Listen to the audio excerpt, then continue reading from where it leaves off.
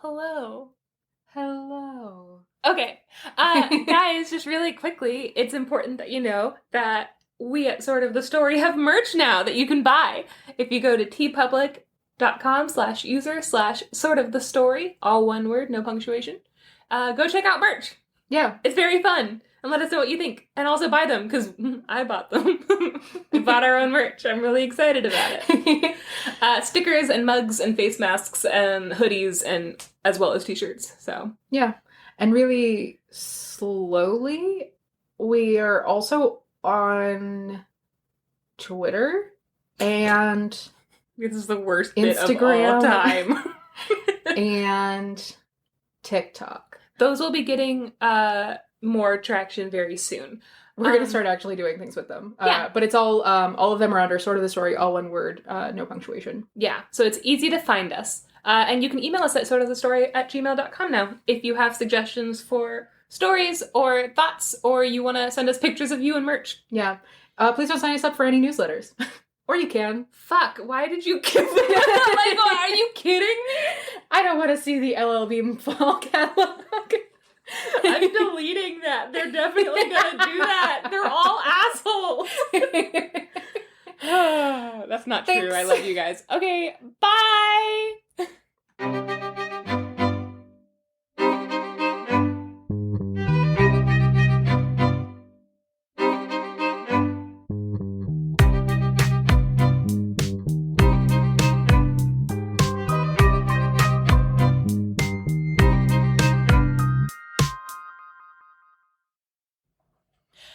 Hello! Hi, gang. And welcome to Sort of the Story. I'm Janey. I'm Max. And we're here to tell you some stories. No, we're here to tell each other some stories. But And also, not you. yeah, why are you here? I didn't invite you into my home. Just kidding. Yeah, you're invited. We did. Hi, also, you are here. Hello. Hi. So this is the podcast where we tell each other stories, and also you are here. Welcome. Welcome. I hope you guys are having a good week. Yeah. And New month, new me. new month, new me. Yeah, new month, new me. This is my birthday month. So get ready to celebrate all month long. That's not true. I barely celebrate the day of my birthday. That's not true at It all. is You true. have like a 50-day long birthday. I usually will talk a lot about my birthday, but I don't actually ever do anything on my birthday. The most I'll do, I will say, the most that I personally like to do is when I lived in China, I used to ditch all my friends and go to the zoo alone on my birthdays and hang out with like the orangutans, and it was the best. Janey, for like the whole month leading up to and the month following your birthday, anytime anything happens, Janey's like, you can't do that. It's my birthday. I do like the privilege. Yeah, exactly. I'm saying I don't do a lot of celebrating. Yeah, it's less celebrating and more flexing, I guess. Holding it over people. Yeah. Yeah, I really like that. I also like seeing 423 everywhere because it's a really good number. It is. I don't want to brag, but it's a lot. My social security number. I was about to say it. I was like, should I say this out loud? What if my social security number was 423-42-3442? That's my social security number. Might be somebody's. Ooh, everybody just try it out. Let's see. Cool. Well, we have some stories to tell each other and also you. So, you want to jump into it? Yeah. Woohoo! Okay. Max is going first.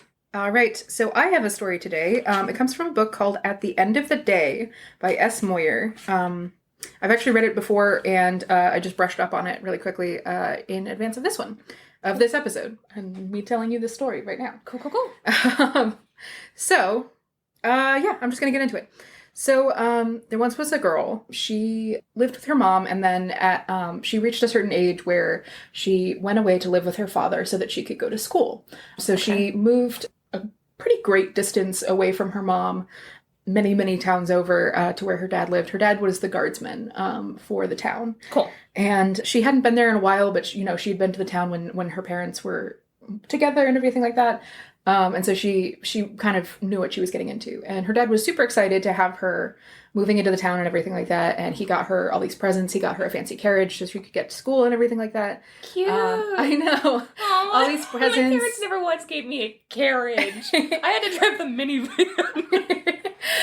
And she got to see a bunch of like her old friends from when she was younger, when her parents were together and everything like that. But obviously it had been like 10 years-ish since she had been there. So it was kind of a little bit new to her, but she was, a little bit uncomfortable. So she went into her first day of schooling. She was kind of learning like, basic adult stuff, like simple agriculture and how to make a meal for yourself and how to not die of being poor. Somebody teach me. Seriously. Just like sort of like a finishing school, but not exclusively for girls and everything like that. Mm-hmm. So she started her school, and pretty quickly she was charismatic. She started making friends, and things were going pretty well. Early on, when she started at the school, she noticed that in all of her classes there were these this family, and they all sort of dressed alike. They were very like they always had on their like heraldry and everything like that.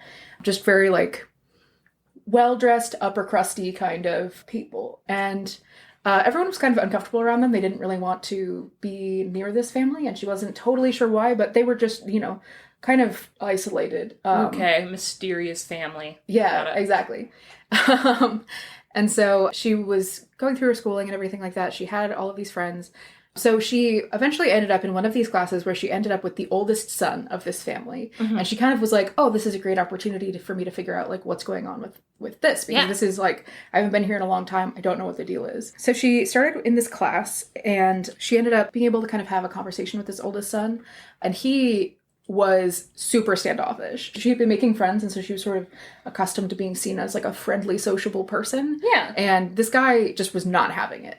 He was like, I don't want to talk to you. Please leave me alone. So he's like too rich. Yeah, to, like an asshole. Like, what yeah. I know this guy. Like, what are you, a fucking duke? You dick. You're still going to this school. Yeah, you also don't know how to not die of being poor. You come to school in a carriage just like everyone else.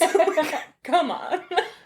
So she was kind of like, okay, well, I guess this guy's just like an asshole or whatever. Mm-hmm. So she goes through the first couple of weeks and everything like that.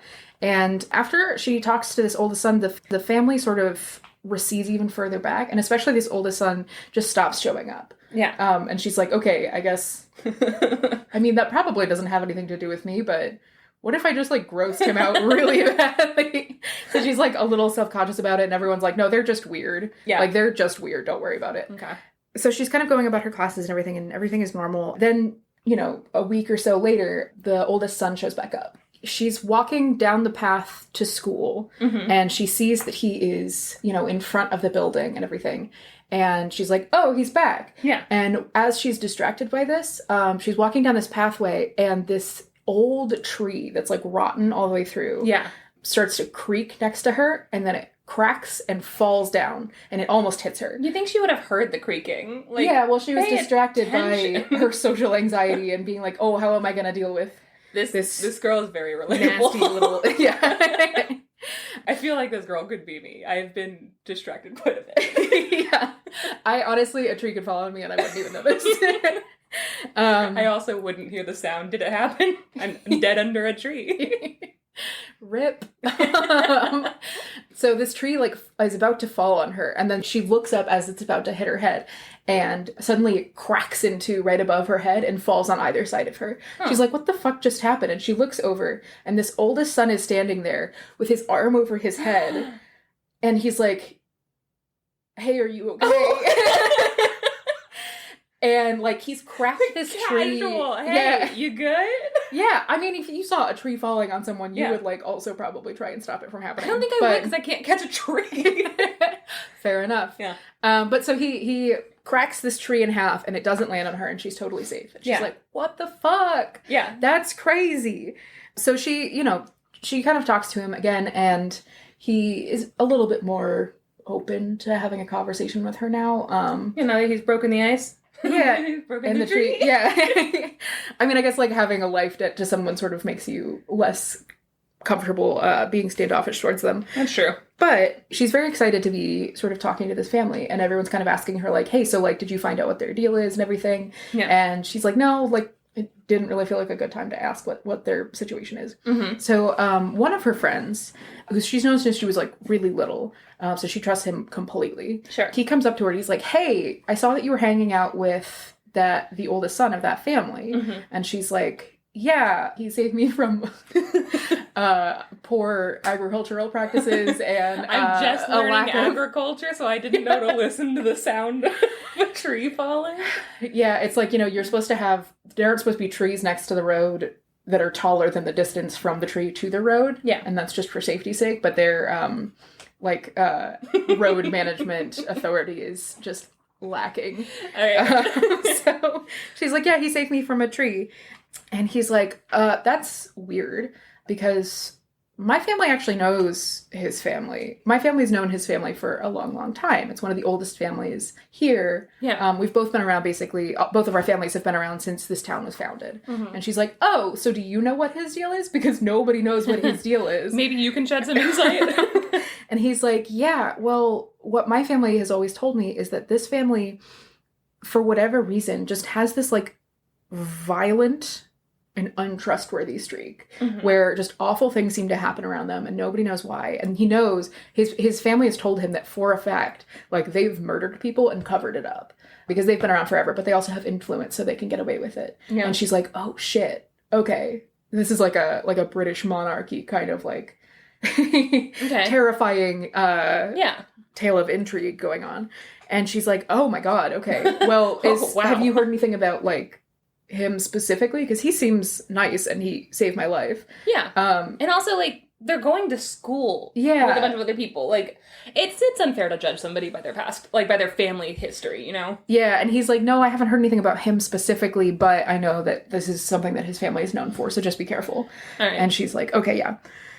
So this kind of piques her interest. And she's like, if I'm going to keep hanging out with this guy, I really feel like I ought to just be safe, you know? And like her dad is the guardsman and he's like, you've got to be careful hanging around with these people because nobody really knows like what their deal is and everything. Okay. So she starts going around town and she asks people and she's like, hey, have you ever heard any stories about this family?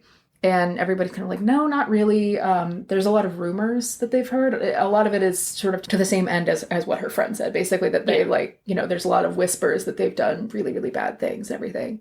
And she goes to like the Hall of Records in the town and everything. And she reads up everything she can on like the family history and any references to them in like any kind of historical record. And what she's able to put together from all of this information is kind of, she gets the feeling that her friend was right, that their family does have this like violent, bloody history and everything like that. Yeah. And, that there is a history of like more so than even just like a family who kills for political power. There's like a weirdly consistent amount of murder that happens around them, which is terrifying. Yeah. Okay, but we can't judge people based on their family. I'm gonna stick by it for a little bit longer. Yep. So she does all of this, her little investigation, everything like that. And then the next time she's at school, she goes into this class that she has with the oldest son. And she's like, hey, quick question. Can I like talk to you for a minute? And he's like, yeah, what's up? And so they go outside and she's like, so I heard some stuff about your family that there have maybe done some murder crimes. Maybe something like that. I don't know how to bring this up, so I'm just gonna say it. Murder? Have you done a murder? Thoughts? And he at first is like, how dare you? And like, what the fuck is wrong with you and everything. But then he kind of admits, he's like, so here's the truth.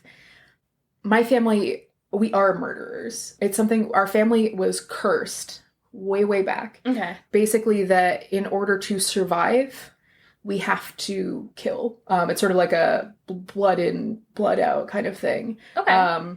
Where we will die if we don't kill people, which is horrifying. And like earlier in my family, like the oldest generations, they did a lot of like murder and everything like that. But then, my family now, my immediate family, me and my brothers and sisters and my parents, we didn't want to do that. And so we're trying to kind of like break the generational cycle of murder. That's nice. And, so we go out of the way. They do kind of like a Dexter thing where they only kill in self-defense or like in defense of the town or like animals. So they'll go hunting and they're known for being a very successful hunting family and everything like that. Cool. Like they always run like the fox hunts and everything in town.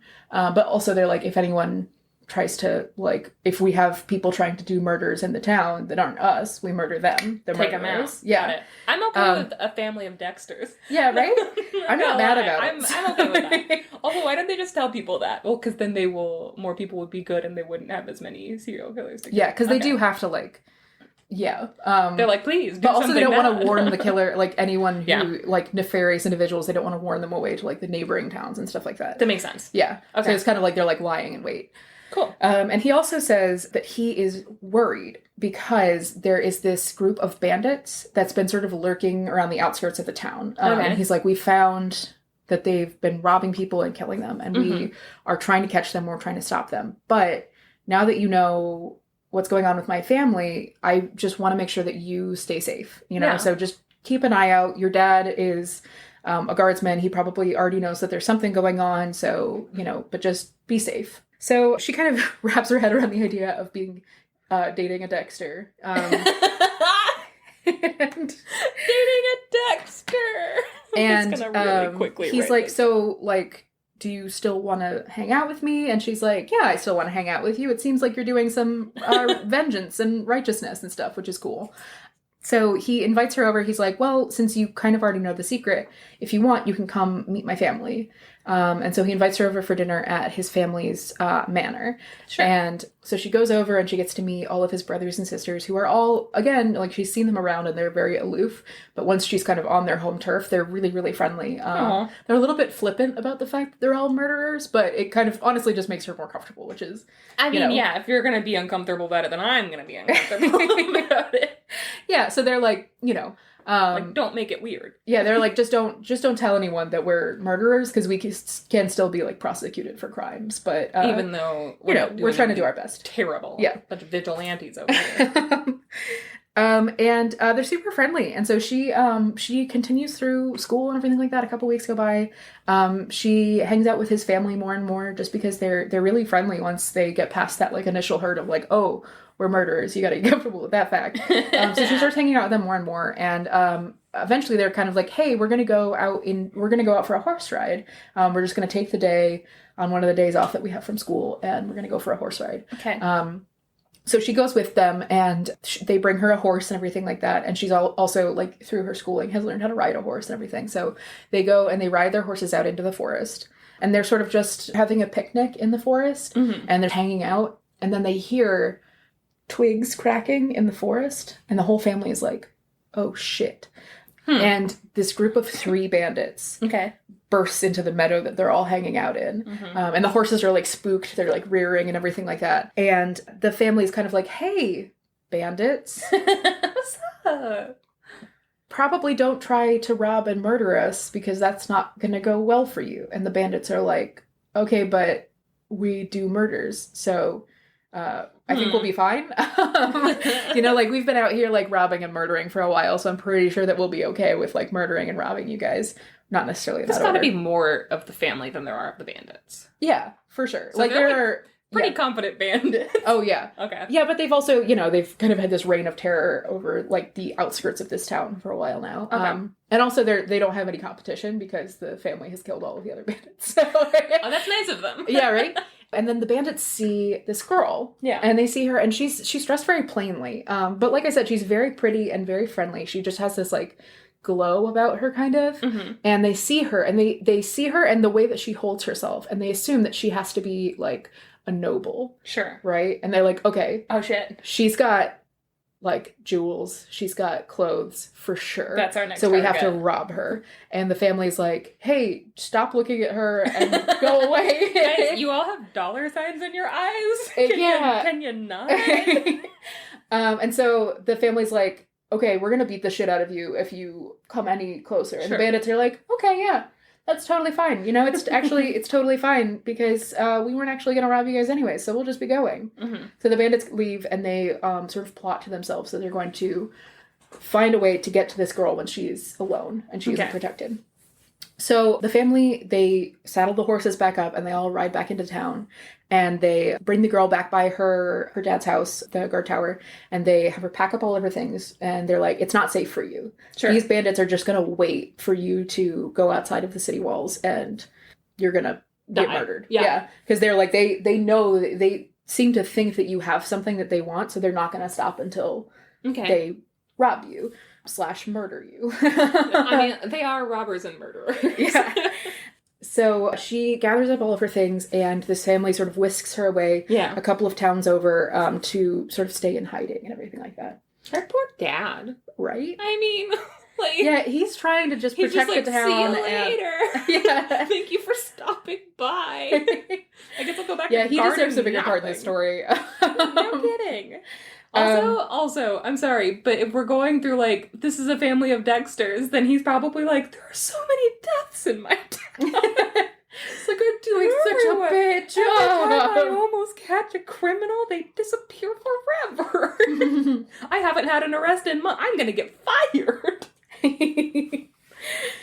So, she's hiding in this town. They rent her a room on top of an inn.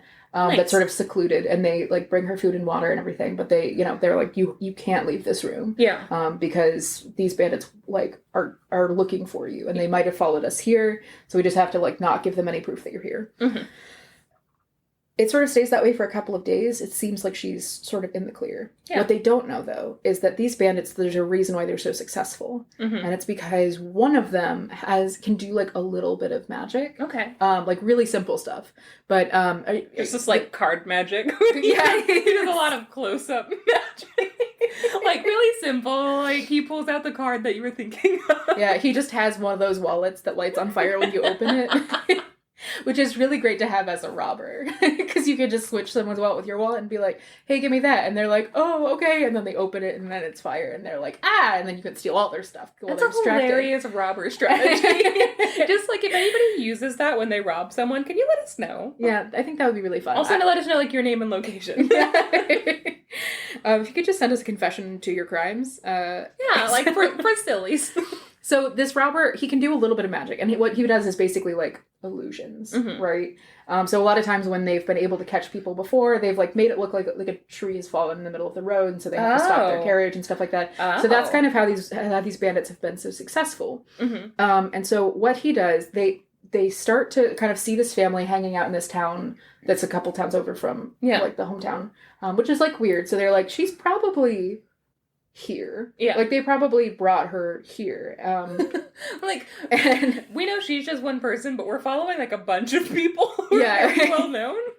So this one robber, he waits until nightfall, and then he waits outside of the inn, and he makes a sound, and he speaks in her mother's voice. Ooh. Yeah. So the girl's mother, who, she's lived with up until, behind. Exactly. Yeah. He speaks in her voice and is like, help, help. I'm in the woods and I'm in danger. Oh no! And so this is a whole skinwalker type thing. Yeah. Oh, it's terrifying. Like, if you hear your mom call, if your mom's not supposed to be there and you hear her screaming for help outside, don't respond. Yeah, for sure. That's a skinwalker. Thank you. So she hears her mom calling from the woods. She's like, help, help, I'm being murdered and robbed. And so she puts on her cloak and she sneaks out of the inn without any of this noble family noticing, right? Sure. And so she sneaks out into the woods, and the bandits ambush her, obviously. Yeah. Which, is what we anticipated would happen. So she gets ambushed by these bandits, and they're like, give us all your goodies. You know how bandits are. Do I want to be a bandit? I do. I want a cool catchphrase. Give us all your goodies. Give us all your goodies.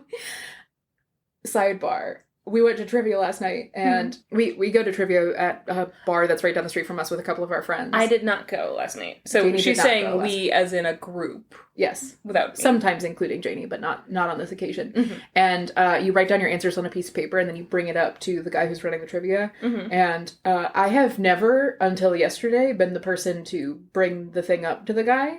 I've somehow always avoided it. I always go up on purpose because I love this guy. He's just so funny. I like to go up there and tell him something really fucking ridiculous and then leave and watch him be like, whoa. Yeah, but everyone else at the table was eating wings, so I didn't want to get like wing sauce all over the paper, so I was like, don't worry, I'll do it. And I walked up to him and I handed him the piece of paper, and I realized that I should probably say something to alert him to the fact that I was handing him the paper. And my brain just cut out, and I was like, I got a little something for you. And he was like, thanks. I was like, pay delivery. I get your news here. You tip your imaginary hat, do a little bow. That's what happens when Max has to talk to people. Yep. And then I was so panicked. I did it the second time because everyone was still eating wings and still had nasty hands. So I did it the second time, and I was like, okay, be normal. Say something normal. And so I brought up the paper to him for the second round. Mm-hmm. And he was like, oh, cool, thanks. Which meant that I didn't have to say anything. No. But I still, like, as I was walking away, my brain was like, say it. And I was like, what? And I just ended up saying, well, here's a little treat for you. After he already thanked you. Why? So again, so bad. He's talked to mostly me and Alex, I would say. And we both are fairly normal around him. And then the one time he talks to you, you act like an old-timey newspaper boy delivering him the goods. Yeah, it was not my finest moment. We love him, though. So. Yes. Hopefully he thought that was charming. Hopefully. So anyways. Okay, sorry, we're back yes. to... So these bandits are like, robbing give her. us all of your goodies. And she's like, I don't have anything. And she, like, turns out her pockets, and she doesn't have any, like, she's just, like, wearing her cloak and, like, normal clothes. And she's also, like, why would she bring all her goodies with her? She just snuck out of an inn. Like, she didn't, like, bring her wallet. Yeah, and they're like, well, you must have something. And she's like, no, I don't have anything. Like, I'm just a normal person. And they're like, look, you wouldn't, like, have, like, the posture that you do unless you were, like, a noble. Like, we can tell these things were bandits. I get this all the time. Yeah. They're like, straight as a rod. We can tell when someone's rich by how they stand. And you are rich. And she's like, I'm not. I just have a back thing. Yeah. And they're like, okay. And so the one who can do a little bit of magic, he's like, all right, well, since you don't want to give us your goodies, I'm going to curse you. Oh, no. I'm going to curse you to live forever. And specifically, you have to spend the rest of your life, like, working to get us good things. Oh, like, no. You have to, okay. And so he like, puts this curse on her, right? And he's, like, waving his arms around and, like, placing the curse. And then the oldest son from the family busts in. And he's like, stop! He says it that oh, he rolled an R in there. And the bandits are like, no. And he's like, okay, well, yes, and fuck you. And then he pulls out a sword, and he stabs the magic bandit through the heart. Oh, shit. And the rest of the bandits are like, oh, fuck. And then they, like, run away. Yeah. And, like, this magic bandit is, like, laying on the ground, and he's like, well, you're too late, because I already did the curse. And the girl's like, I can feel the curse happening.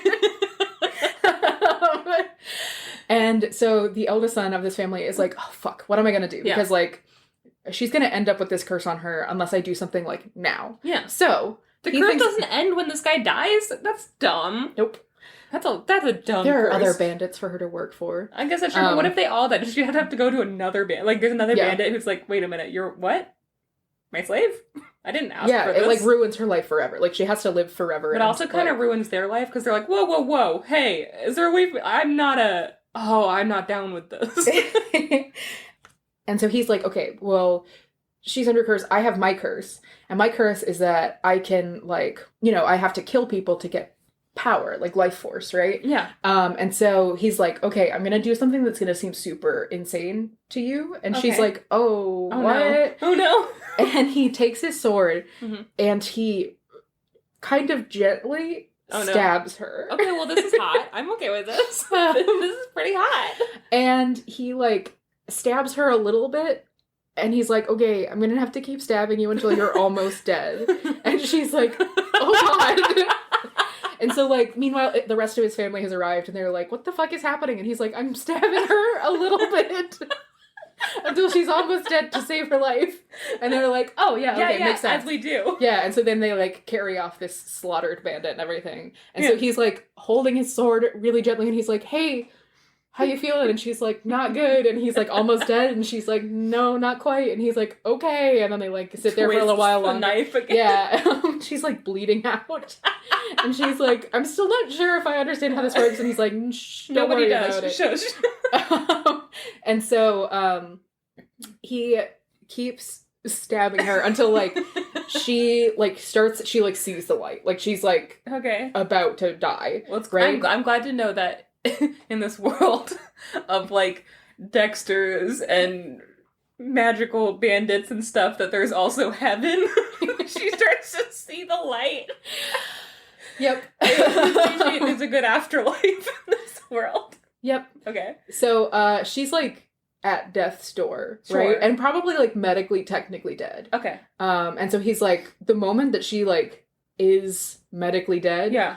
He takes the sword out, and he takes the force that he gets, like, the magic that he gets from killing someone, and he, like, puts his hands on her and puts it back into her. Okay. So, technically, he undoes the curse by saying, like, oh, she died. So, like, for the rest of her life when she lives forever. Oh, he found a loophole. Exactly. So, like, technically she died, so the curse is over. Part yes. Sort of loophole. Got it. Yeah, exactly. So, he, like, brings her back to life.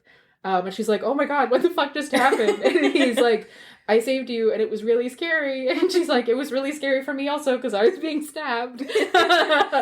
Shared trauma now. And she's like, not quite. I don't know if we're in the same sort of trauma. Yeah, and so they go back to the inn where she was staying, and they collect up all of her things, and his family comes and meets them, and they're like, yeah, we carried away that bandit and, like, buried the body so that nobody would get in trouble. What about the other two? And they were like, also, as we were doing that, the other two bandits came up, and they were like, hey, that's our guy, and you murdered him, and so we're gonna come for you forever.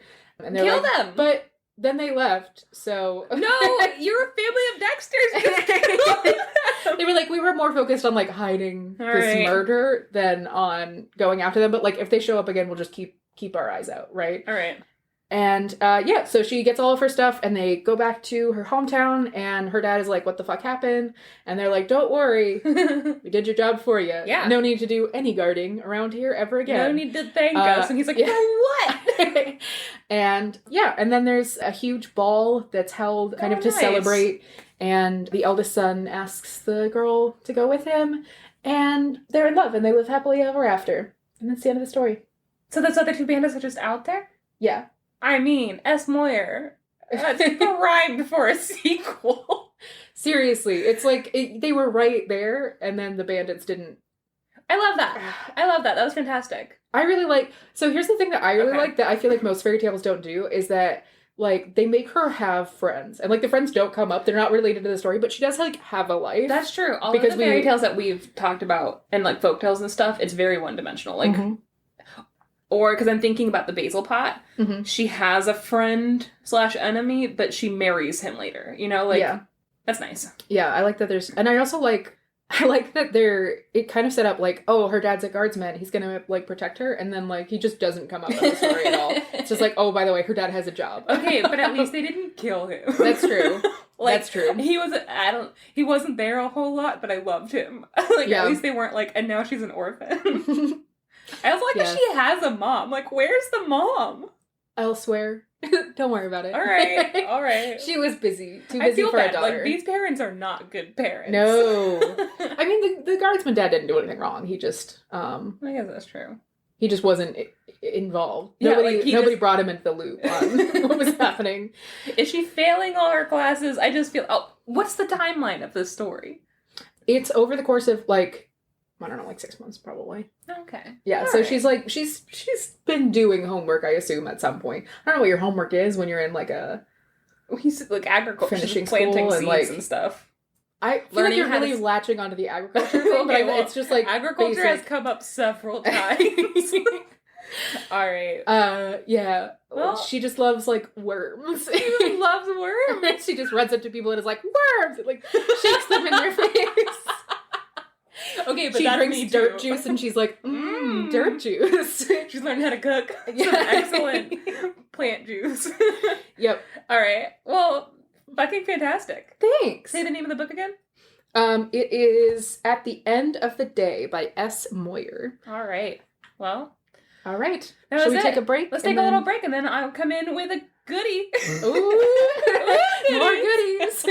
All right. We'll be right back.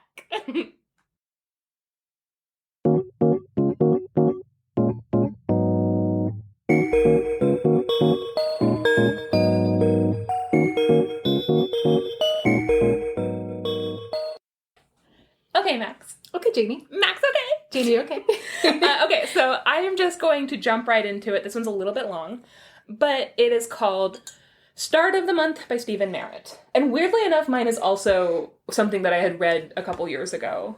I don't know. It's pretty different, but it's a kind of Native American tale that I used to read when I was like middle school, high school. I gotcha. So, yeah. I like that we always end up doing like stories kind of like in a series or like in a theme. We usually have a nice theme. I can't figure out if it's because we live together and like just around each other a lot. Like we go in the same phases, but you're right. We usually have like a common theme. Yeah. One day we should go through all the episodes and like figure out the commonality between them. That'd be cool. Yeah. Okay, but this one is called Start of the Month, Stephen Merritt. Again, something I read a long time ago, more like a Native American folklore.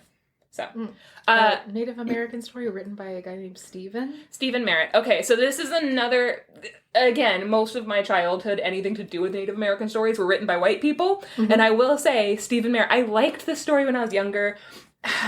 As I read it, as I'm getting older, I don't like it as much, to be honest, but I thought it was an interesting tale for today. I will say most of the Native American stories that I had when I was younger, which were important to me, were written by white people. And this one actually is kind of centered around a non-native, but there's a Native American element to it. Okay. It markets itself as, like, very indigenous. So just keep an eye out for that, for better or for worse. Probably for worse, if I had to guess. Stephen Merritt, one of those cultural anthropologists who should have stayed in his own lane. All right, so...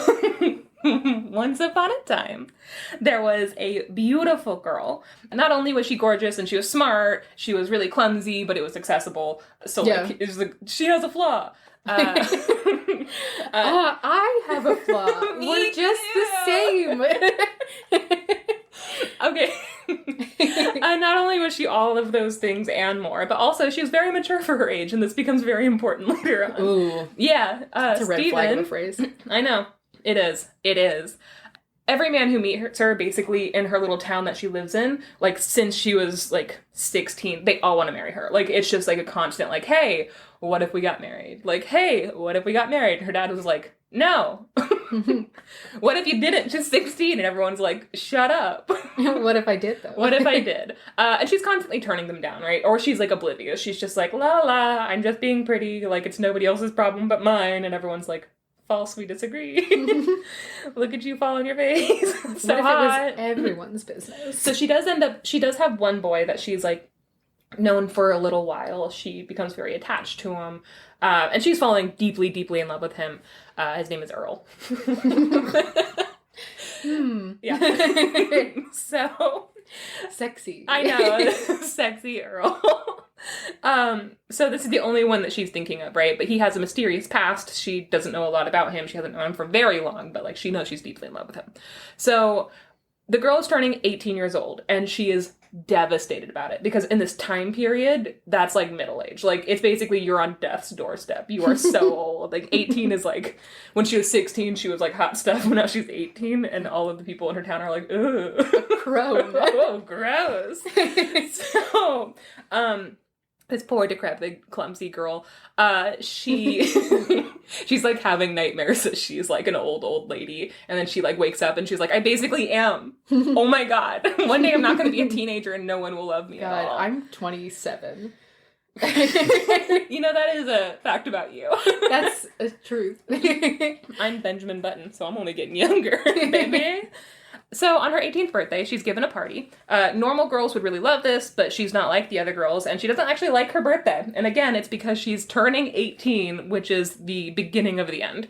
And also, unlike other girls, she's at this very calm birthday dinner party, and it turns into a bloodbath because she doesn't know how to open presents at all. And she ends up, like, almost chopping her finger off by opening a present. And this was relatable to me. Yeah. I tend to hurt myself on very random objects. I'm imagining people being like, no, that's my present, and then, like, launching themselves at someone and, like, fully spear tackling them and giving them a concussion. Unfortunately, no. Stephen Merritt makes a point to be like, she's by herself and just can't do stuff. Like, it makes her relatable. Her blood is so thin it spurts out everywhere at the slightest paper cut. So, like, it's like a truly horrific horror crime scene, right? And then oh my god, it's another blood room story. You're completely right. Someone hit the blood room alarm. Woo! So this is, unfortunately, though, when we learn the boy's true secret. He's actually a monster. He comes from a family of monsters who eat young girls. Mm-hmm. Another theme. Hey. That's cool. I like it. Hey. Never trust boys who have families. I will say, yours didn't have a blood room, and it should have. It should have. Okay. God, I wish it would. So she barely gets away with her life. She runs, and then soon after that, she's like, do I still love him? Like, what's going on? And Earl is like, hey, I need you to go on a walk with me. And she's like, okay, like, you're not going to eat me, right? And he's like, no, will you go on a walk with me? I want to explain. And she's like, okay. And so she walks out with him. He takes her far into the woods, farther and farther and farther into the woods. Like, they keep walking for like an hour. So she is gonna get murdered for sure. You would think. Honestly, like, what the fuck is up with her? So they're in the middle of the woods. At this point, she's looking around. She has no idea where she's going. She didn't think to, like, make a path for herself. Yeah. Like, I feel like in most fairy tales, like, she would be leaving breadcrumbs or something, but she doesn't have that because she's following Earl. And so they get into the middle of the forest, right? She's looking around. She doesn't know where she is. She looks up at him, and she still trusts him. She still loves him. And he tells her basically, like, hey, my family and I are leaving because you're terrible and you know our secret now. And she's like, what? And he's like, yeah, also, I'm getting annoyed with this whole I'm not like other girls thing. Like, I want one of those other girls. She's like, what? And then she, like, falls on her face. And he's like, good God, and he has to help her up again. And he's like, that was cute the first time. It's weird. You have an inner ear problem. You should go to a doctor. Yeah. I want a normal girl that can open up a present without bleeding to death. And she's like, that'll never be me. He's like, well. And so then he leaves her in the middle of the woods. And he goes so fast that she can't even follow him. Like, she starts to try to follow him, like, hey, I don't know how to get out of here. But he goes so fast that eventually she's just stuck even further into the woods. Yeah. And now she's looking around like, oh shit, I have no way to get home. So she wanders for a few hours. She's, like, trying her hardest. She's, like, looking everywhere. And tripping over literally everything. Like, yeah, also, this is a dangerous place for her. There's so many roots. She's so clumsy.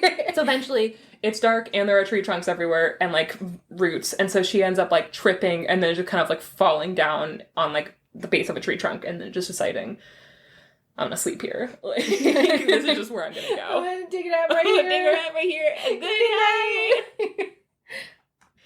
So, a search party, they put out a search party, they finally find her sleeping in the tree trunk, they carry her home. And then she kind of, like, she's, like, brokenhearted, like, she does the whole, like, thing where she's so brokenhearted that she gets sicker and sicker, and basically, like, she stops eating, stops drinking, she's basically in, like, a 3-month-long coma. Everyone's, like, really worried about her. They're like, crap.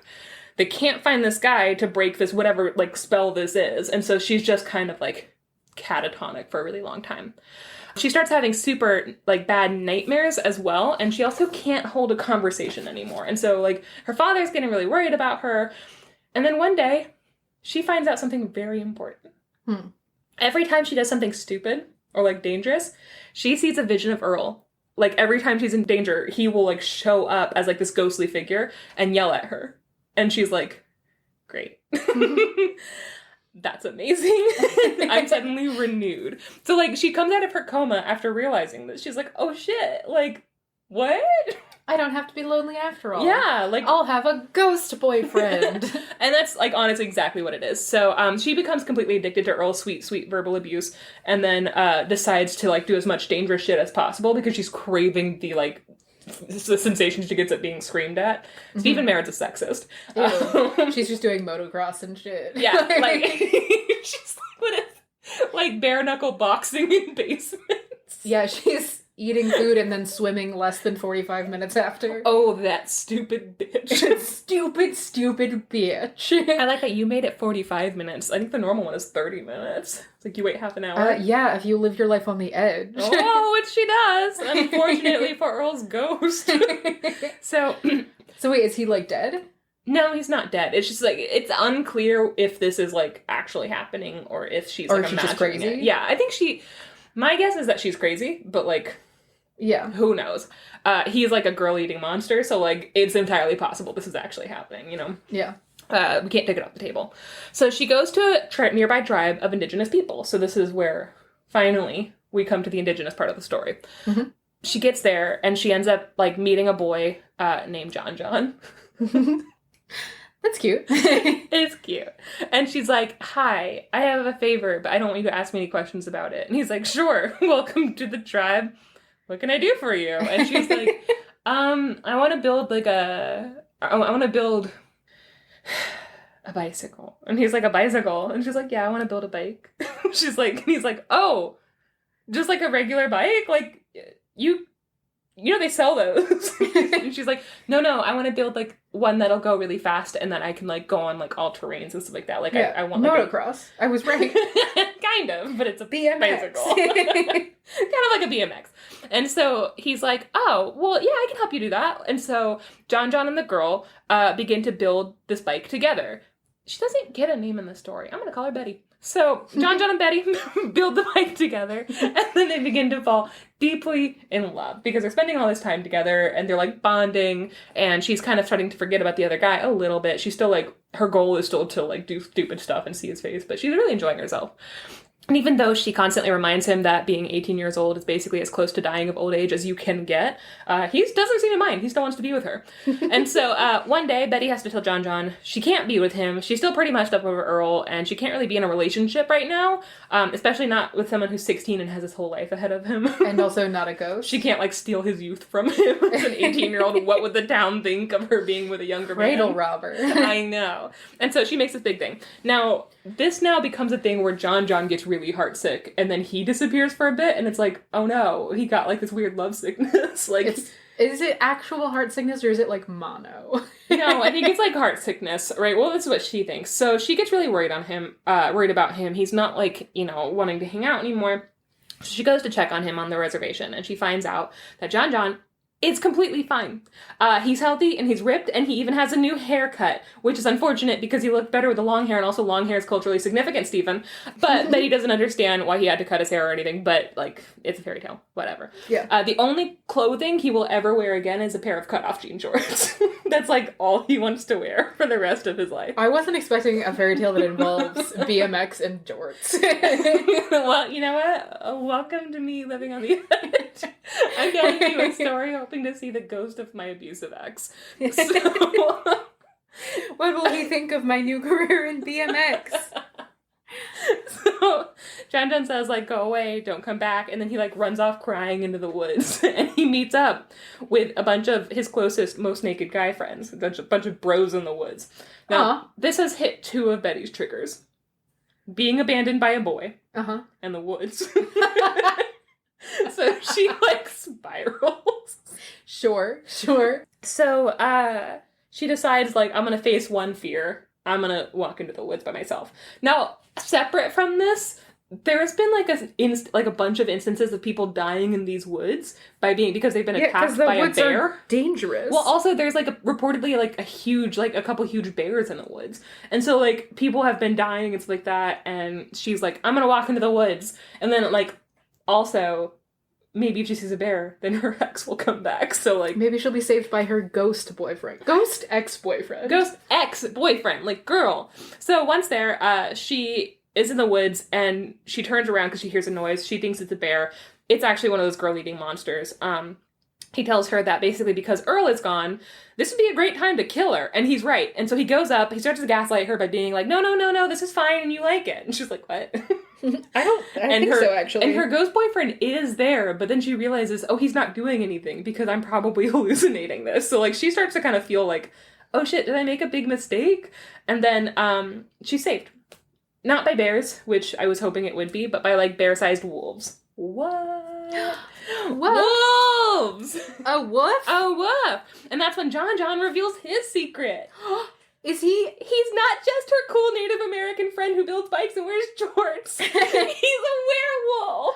Oh my god, I've been looking for a good werewolf story for so long, and I'm so excited that we finally found one. Well, stay till the end. Okay. Oh no. I don't know, stay till the end. Wait, is it... It's fine. Is he not aware? Is she hallucinating that he's a werewolf? Oh my god, and then she's being haunted by ghost werewolves.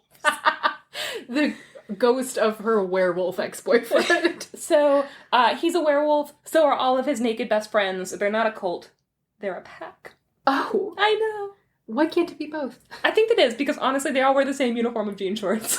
So, it's really I mean, weird. that's just comfort, though. Yeah, that's true. So, since... How embarrassing would it be to be a werewolf wearing, like, cargo khakis?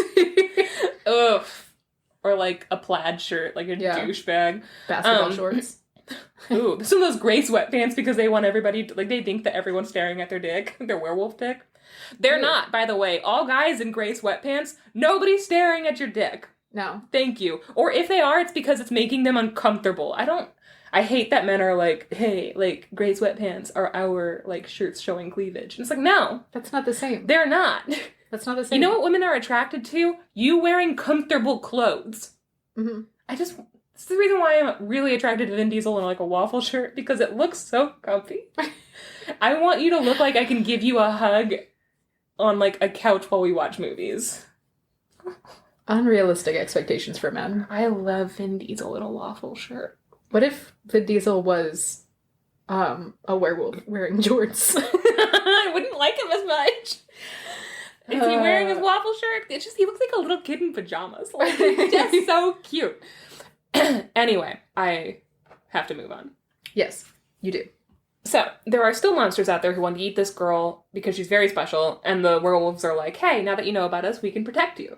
And so they decide, like, if any monsters come after you, we're going to protect you. They reveal that there is an evil monster who's, like, a female.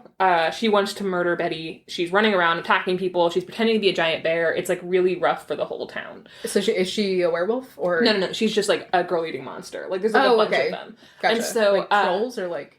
No, like, her ex-boyfriend. It's the same type. Like, okay. Her ex-boyfriend, like, left to kind of... Well, he says it was because of the thing, but anyway. Whatever. Yeah. So, Betty is understandably, she's very overwhelmed by all this new information. She's like, wow, werewolves exist, and I'm being hunted, and I was broken up with, and I think I need to, like, go to therapy. Just kidding. She doesn't say that. She decides to do the healthy thing and deal with these big feelings by jumping off of a cliff for fun. So... Sure. She's still on this kick still. After all of this, she's still fucking chasing the ghost of her ex-boyfriend. So... Why? Because Steven's a sexist. So... After he didn't even save her? No. And so... Oh my god. She jumps out. I have a... This is... Again, I liked this story when I was younger, but reading it again as an adult, like, I'm really mad at Stephen Merritt. So, she jumps off the cliff, and even though lots of people have jumped off this cliff for fun in the past, when Betty decides to do it, she decides to do it right after a giant storm, and so the waves are huge, and she ends up being pummeled and almost killed. And so John, who should be at a funeral at that point, like, separately from this, he's lost somebody very important to him, and he should be at the funeral, but instead he's forced to go, like, fish her out of, like, a lake, like, out of, like, a huge, like, rushing river, basically, and save her. And so this brings them even closer together, to be honest, because, like, she's like, I can't believe you would skip that person's funeral. Like, that's really nice. You chose me over honoring your dead relative. And John is, like, straight up busting off his jean shorts. Ew. Yeah. Why? Because they can't contain him. It's fine. Ew. And so, however, they're about to seal the deal with a kiss, which would make this romance final and forever, apparently. If they were to just, like, touch lips. That's how love the works. Ex-boyfriend reveals that he knows that she jumped off a cliff, but he does not know that she's still alive. How? Dude, telepathy. Don't worry about it. So now he's going to kill himself. And she's like, oh shit. Like, don't kill yourself, so. And then I wrote, it's just like Romeo and Juliet. Do you get it? Because she kind of fake killed herself, and now he's gonna real kill himself. Wait. Because he doesn't know it's fake. That's gross that he was like, I'm leaving, and then she, like, was about to move on, and he was like, actually, I'm gonna kill myself. Like, 100%. Like, dude, if you're gonna leave, just fucking leave. Stop haunting her. Seriously. Anyway, so the girl is like, I have to go stop him from killing himself. She knows that the way that he's gonna do it is he's gonna reveal himself to, like, mortals. And if he does that, then it'll force the Council of Monsters to basically, like, murder him, and probably everyone who saw him to keep their secret contained. So, like, not only... This guy sucks. He sucks! Not only is he going to, like, try to kill himself, he's also probably going to kill, like, a bunch of random innocent bystanders. He's supposed to be our hero. So... They talk to the council, like, she runs up, she stops him from doing that. They talk to the council, Earl is like, oh, it's fine. They're like, she knows. And he's like, oh, I'm gonna turn her into a monster too. And they're like, oh, great. And so then they all live happily ever after. And then I wrote, or do they? Na-na-na! That's honestly, the end of the story. I feel like her ending up with him after all the shit that he's done is not a happily ever after ending. That's like a continuing to be in a shitty relationship with a gross man who doesn't understand his priorities forever kind of situation. Yeah, no, 100%. Like, but also, would you wish her on the Native American boy? Because not only is she, like, fully, like, being in this romantic situation with him and being like, you know, I'm super in love with you, but also she's still actively trying to, like, hurt herself to see her ex-boyfriend. I just feel like maybe she should take some time To go by to therapy? herself. Yeah, I don't know if therapy exists in this world, to be honest. like, if she were to just, like, take some time and be like, I need to think about my priorities, and not be around any other people for a little while. I feel like that would be, like, a good way for that to go, because, like, honestly, neither of those options is great for anyone. Yeah. There should be a third option of, like, doesn't date either of them and also addresses her obvious, like, emotional issues. I will say, this is another story that's primed and prepped for a sequel, right? Kind of ends on a cliffhanger. Like, what happens to John John? Yeah, is he cliffhanger? Ah! Hey! Don't jump off cliffs for fun, kids. Don't do it. Ugh. So there's a couple things about this story that I was like, upon rereading it, I'm like, damn it. Yeah. It feeds into a couple tropes, right? One of them being the magical Native American trope, which is a real thing. It used to have a more problematic name. Yep. Now it's just magical Native American. And basically that is just like Native American people as a whole know magic and they're mystical and mysterious. Yeah. It's also like straight up, it's not great to equate people of color to animals. It just isn't. Especially as a non-native writer, which Stephen Merritt is a non-native writer. I looked him up. And so like, it's like, come on, dude. Like, don't do it. It's not great. There's also a thing about werewolves being poor. Have you seen this? Mm-mm. There's like a trope about werewolves, and I was thinking a lot about True Blood, of like, when they think about like werewolves and vampires usually are like super rich, wealthy, usually white, well-dressed people. Yeah. And then werewolves are usually people of color. They're usually very poor. They're usually like equated to like rednecks or trailer trash or something like that, and they turn into animals and they can't control themselves and like all this stuff. It's just not great. It's not a great look. Yeah, like you rarely see wealthy werewolves. You think about Underworld? No, Twilight. It's like in Twilight. I mean, I guess. What are you talking about, though? Like, just that the vampires being, like, really rich and everything like that for no apparent reason. You know, there's also not any... In the books, there are no... Oh, I forgot about this with Twilight. Now that you bring it up, there are no vampires of color. Did you know that? Yeah. In the movie, there are. Yeah. Stephanie Meyer specifically... Oh, this makes me so mad. I'm so happy you brought this up. So Stephanie Meyer went on record saying that even if a person of color was turned into a vampire, they have no blood, so they would be white. That's not how skin works. Yeah, she was like straight up. She's like, there's no people of color who are vampires. They would all be white because they wouldn't have blood. And so like they cast Laurent, the only vampire of color until like the last movie, is Laurent. And she straight up fought them. She did not want a black person in that role. That's gross. She was like, he wouldn't be black. Fucking Stephanie Meyer. Can we also really quick, I'm sorry, now that you brought it up, this is going to kill me. The Quileute, whatever, Quileute, it's the Quileute. Mm. Their tribe is real. Like, at least in this story, like, Stephen Merritt didn't, like, name a specific, like, tribe, you know? Mm-hmm. The Quileutes are real. They're real people.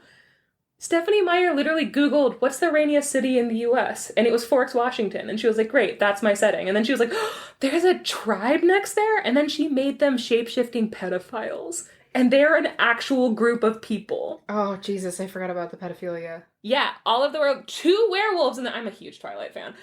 2 werewolves. Also, guys, go on TikTok and follow Twilight Talk. Just do it. It's very fun. But 2 werewolves, including our main character, Jacob, fall in love with babies. And they're like, no, but we're not going to have sex with the babies. That'd be crazy. We're going to, like, take care of them and be their sole guardian until they're old enough for us to have sex with and marry. That's... Grooming. That's grooming. And these are real this is a real group of people. Like, now it's a huge Forks is a huge tourist destination, and the Quileute tribe is like forced into the spotlight. They were pretty anonymous up until then. Like up until Twilight came out, they were not in the public eye on purpose. They weren't one of the big tribes like the Navajo Nation and stuff like that. That like, you know, Navajo Nation honestly is a very successful like nation of people. They weren't like that. They were quiet and small. And then she randomly plucked them out of fucking Google. And now they're like forced to basically, a lot of them feel like they're like being forced to exploit their culture because just people keep coming. Like you might as well profit off of it, but also it feels gross. It bothers me. That bothers me a whole lot. So, it doesn't matter how they feel either. Like, even if they're like, this is gross, it doesn't matter how they feel. This is the reality. Yeah. Like, that's it. Anyway, so Stephenie Meyer did even a worse job than Stephen Merritt. But, yeah, it's a bummer when we have... I'm not saying people of color you can't have your werewolf be a person of color, but there's a better way to do it, you know? And we need to be better about how we write werewolves, is what I'm saying. Mm-hmm.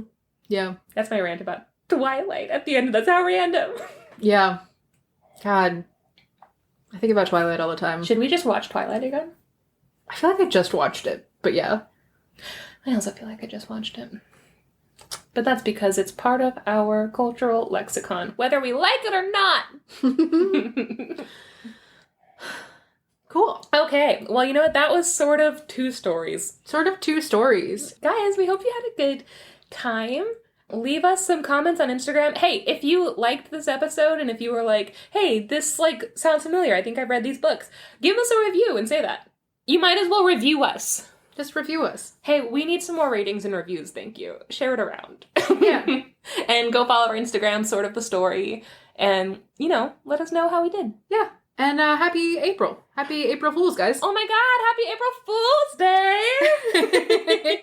We'll see you guys next week. Bye! Let's do a test. I don't think we have to do these anymore, but I like them. Yeah, I'm fine with it. Yeah. Tell me something interesting. People who aren't Italian also like Italian food. Doesn't make any sense, Matt. Lots of people like Italian food. Okay, spaghetti is popular food. That's wild. Yeah. Next thing you're gonna tell me is that, like, non-Mexican people eat tacos. That's not true. Only Mexicans like to live mas. No, I like to live mas, and I'm not from Mexico. Or you're not from Mexico? No, I have no Mexican ancestry whatsoever. And yet you still pronounce live mas correctly. Wild. Yeah. Well, you're under arrest, so... I guess that's fair. Anyway, this is me gatekeeping other people's culture. Not even mine. Gatekeeping to keep everyone in. Yeah, I'm like, excuse me, get back in there. I'm coming for Taco Bell.